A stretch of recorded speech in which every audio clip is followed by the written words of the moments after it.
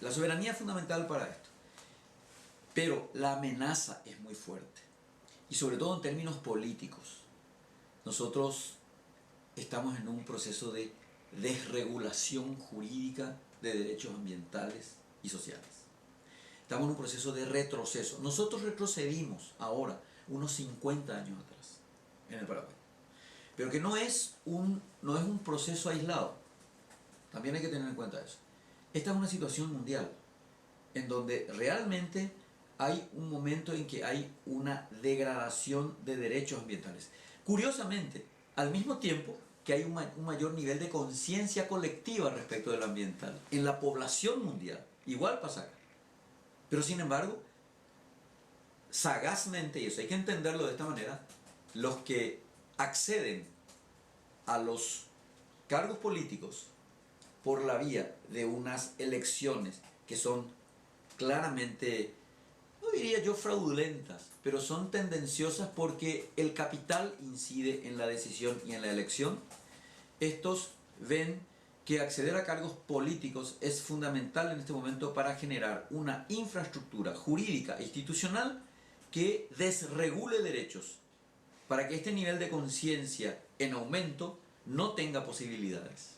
Acompañamos el proceso de elaboración del plan de ordenamiento territorial del distrito de La Pastora. Esto se inicia principalmente con la Secretaría del Ambiente, el municipio de La Pastora, la Coordinadora de Defensa del Medio Ambiente y también fue apoyado a nivel departamental. Están todos los antecedentes de cómo se inicia este trabajo aquí en La Pastora y fue un trabajo multidisciplinario y interdistrital y interinstitucional. Estuvieron todas las autoridades vigentes de ese año hasta el 2012, en donde se concluye el ordenamiento territorial con la aprobación de su EIA, pero antes la Municipalidad de La Pastora ratifica el ordenamiento territorial a través de una ordenanza municipal en el cual se aprueba esto para que se lleve adelante. Ya voy a... Bueno. Seguimos compartiendo Paraguay Verde, 17:53.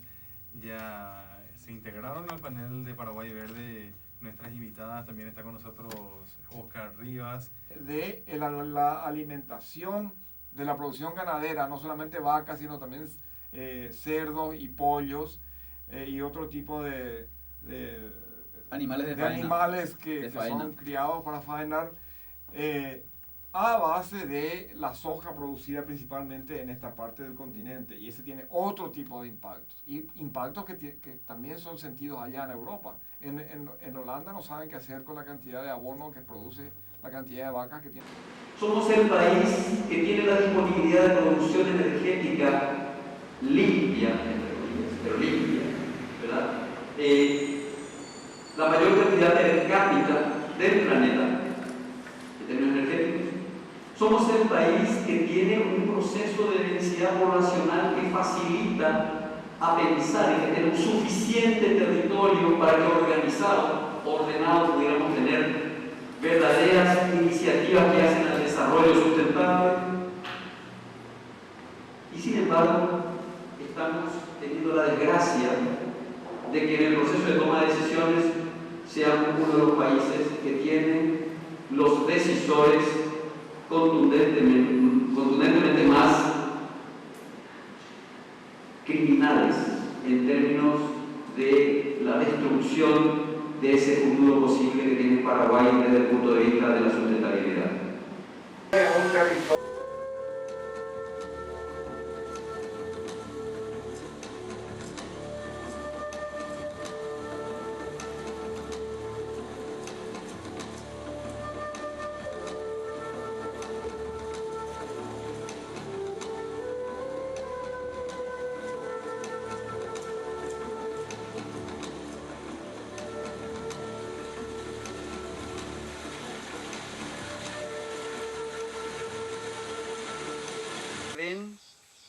frustradas en sus deseos, en sus expectativas y en sus derechos. Y se ven frustradas porque la política, la administración política del gobierno central, del gobierno departamental y del gobierno municipal traiciona las expectativas ciudadanas, traiciona los deseos de la gente que los pone como administradores de la cosa pública. Entonces yo creo que vale la pena esto de juntarnos a pensar en cómo lograr nuestros éxitos locales, puntuales, como por ejemplo el caso de Bierzi, tanto en Villarrica como en Areguá, que son casos puntuales que tenemos que seguir empujando. Es nuestra agenda propia, ¿verdad? Pero desde ahí construir una plataforma en la que nunca más nos quieran joder, nunca más echen todos esos árboles maravillosos en Areguá. Ahí en el límite nomás de lo que es patrimonio de la humanidad, Areguá. La única ciudad romántica del Paraguay. Y hablo romántica en términos de arquitectura y en términos de lo urbano. O sea, la única, el único ejemplo. No hay otro. Y lo estamos destruyendo. Destruyendo grandes oportunidades de sustentabilidad para el país. Y lo mismo, lugares emblemáticos como el Licuapetá. Y esto corre por cuenta de los políticos. En la precisión del concepto está el valor de la democracia. La democracia no se construye sobre la base del desconocimiento. Y hay una cosa muy jodida políticamente, pero lo voy a tener que decir. Democracia solo es posible entre iguales. Lo otro es democradura. Es utilizar el voto popular para justificar la continuidad del acaparamiento. ¿Se dan cuenta? Es lo que está diciendo ella. No saben lo que hacen, perdónalo, Dios mío. Porque no saben lo que puede llegar a significar eso de la ciencia y eso del consumo responsable, que es muy importante. Es la clave. Sin este sistema de humedales tendríamos crecidas y estiajes parecidos a los que tenemos en el río Paraná o los que tuvimos en el río Iguazú la semana antepasada. Mediante este sistema de humedales, el río Paraguay no crece más de 10 centímetros en sus momentos de crecimiento más rápido aquí en frente a Asunción y nos da tiempo para prever la evacuación o la solución de la gente que está siendo afectada por estas inundaciones. Es un gigantesco productor de comida. Todos los pescadores saben que los peces no se crían en los cursos de agua, se crían. Los alevinos nacen y se desarrollan hasta adquirir un tamaño razonable en los humedales. De allí pasan a las corrientes. Y es un productor de agua limpia. Los humedales son procesadores biológicos, no son simples filtros, son procesadores biológicos de contaminantes. Por eso es que es tan importante la restauración de humedales en el caso de la cuenca del lago Pacaraí, para recuperar la calidad de agua en nuestro lago. Para mí, la principal amenaza para el acuífero guaraní sería justamente el agronegocio. El agronegocio, por su destrucción de su área de recarga y por su potencial utilización masiva en la misma zona. No es que van a venir a llevar agua de aquí para Europa, cosa que también puede suceder, pero hoy día y en el futuro mediano, digamos, eso todavía es casi ciencia ficción. Pero sí asentarse aquí industrias, explotaciones agrícolas que utilicen masivamente agua y sobre todo que destruyan el agua que utilizan. Cuando se habla de que la formación política es la clave para la fuerza comunitaria, para la defensa de sus territorios y de la agenda dentro del territorio, la agenda de desarrollo dentro del territorio, así como la gente tiene expectativas, o sea, la agricultura orgánica, la higiene sana, o sea, la comida sana, etcétera, etcétera. Claramente se vio que con lo que veníamos hablando, con la experiencia política fracasada, ese fracaso fue debido, en términos generales se está hablando, ¿verdad?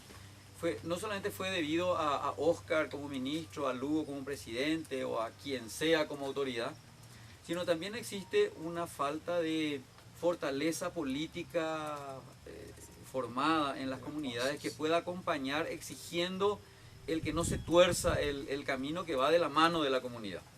Y esto es un punto importante para este proceso de capacitación política, de formación política de las comunidades en sus diferentes fajas etarias.